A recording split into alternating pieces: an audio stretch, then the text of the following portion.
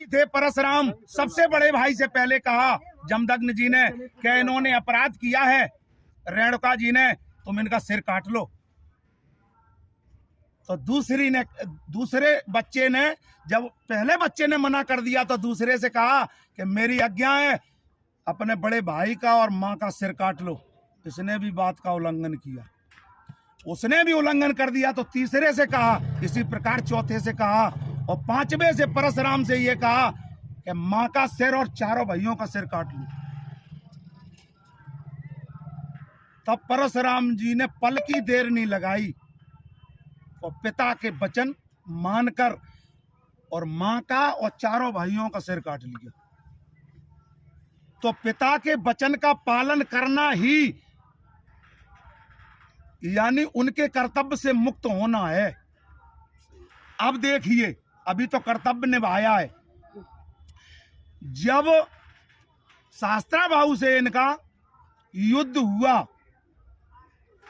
तो इनकी सेना को मार के जमदग्नि जी को और गाय वो जबरदस्ती ले गया।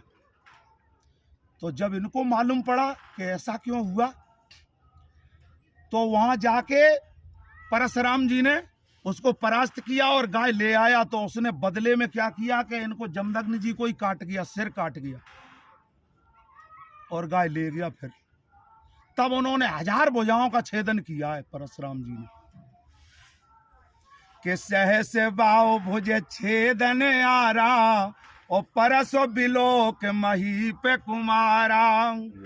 लक्ष्मण जी को बता रहे हैं परशुराम जी कि सहस्त्राभाव की भुजाओं को छेदने वाला देख, मेरा एक इस फरसा, ये फरसा तेरा भी सिर से धड़ अलग कर देगा।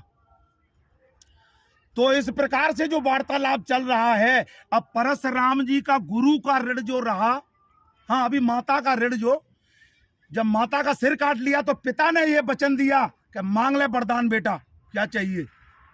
तो बोले माँ का एक वरदान से काम नहीं चलेगा, अब वरदान चाहिए 2। सही बात। तो बोले मांग ले बेटा। तो एक वरदान में हम ये मांगते हैं कि हमारी माँ और हमारे भाई चारों जैसे हते तैसे ही हो जाएं। तो जिंदगी दे दी।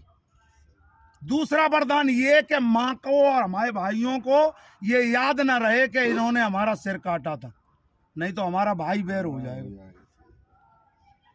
तो इस विकल्प को जब सुना, उनको तो तथास्तु ही करना था, तो तथास्तु कर दिया।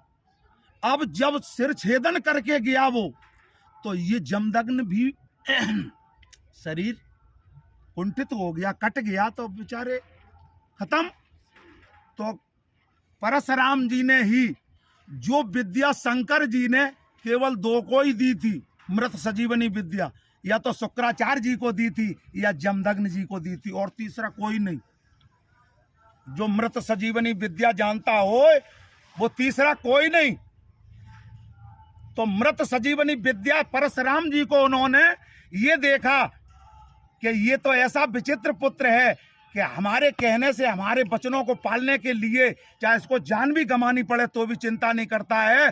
तो इनाम में वरदान देने के बाद मृत संजीवनी विद्या भी दे दी परशुराम जी को।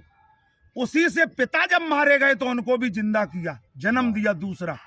तो दोनों से ओरन हो गए। तो लक्ष्मण जी क्या कहते हैं, अभी थोड़ा वो कर लेना।